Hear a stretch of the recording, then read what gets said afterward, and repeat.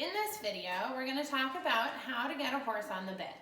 But before we start talking about how to, we need to talk about why to.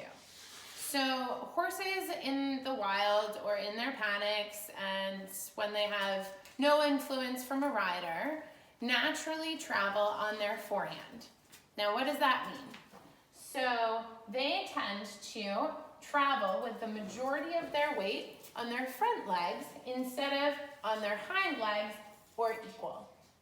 This is partly because they travel by pulling themselves instead of pushing themselves, and partly because their head and neck are so heavy. So this is important to know when we add a rider to them, because when you put a rider on, the rider's sitting closest to their front legs and increases the weight being held on their forehand.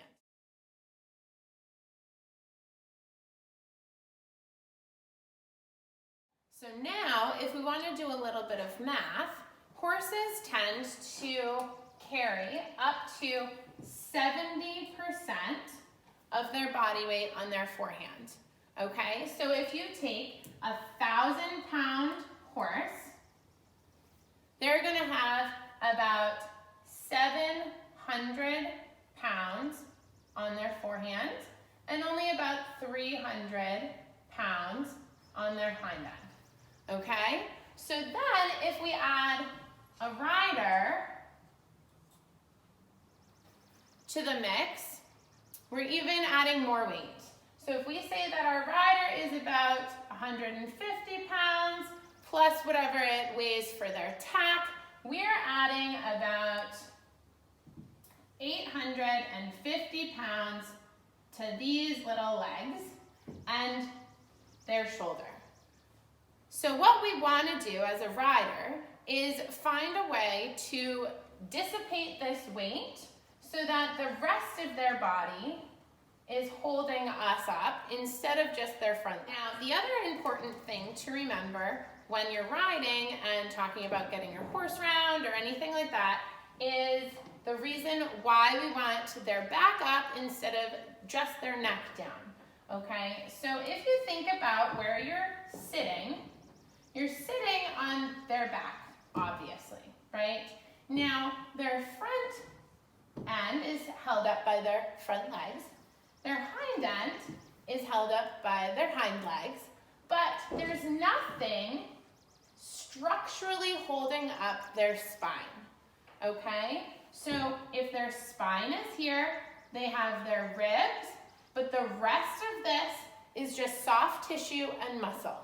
So what we need to do is engage their core and get their hind end to come under to support our weight and to help motivate their entire body forward. No matter what discipline you do, or if you don't show it all and you're just a trail rider, the ideal ratio for your horse is at least 50-50.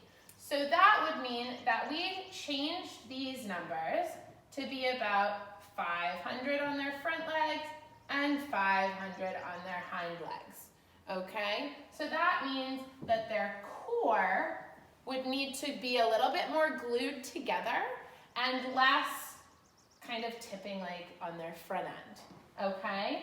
And this is really important information to know just from a horsemanship point of view, because if you let your horse travel around on their forehand forever with your weight, whether you're trail riding, whether you're a dressage rider, a jumper, a roper, I don't care, it really matters because you are going to potentially create navicular changes or arthritis in their feet, arthritis in their knees and their fetlocks.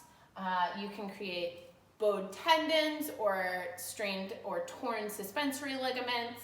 Then if you go up higher, they could end up having arthritis or other issues in their neck.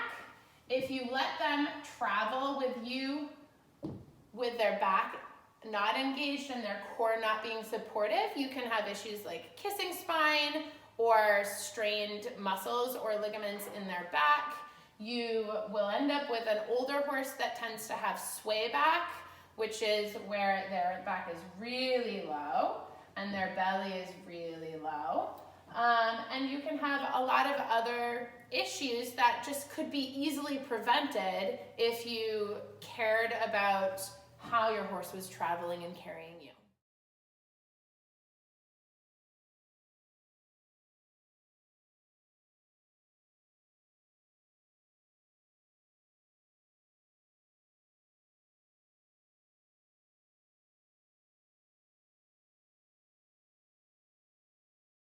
Once you figure out how to transfer the ratio to 50-50, you're going to want to be able to engage their core more and ideally transfer that more to like 40-60, which makes it so that they can sit a little bit, lighten their forehand, whether you're traveling up and down a hill on your trail or if you're jumping and need to be able to do a quick turn for your jump off, or you want to do a canter pirouette.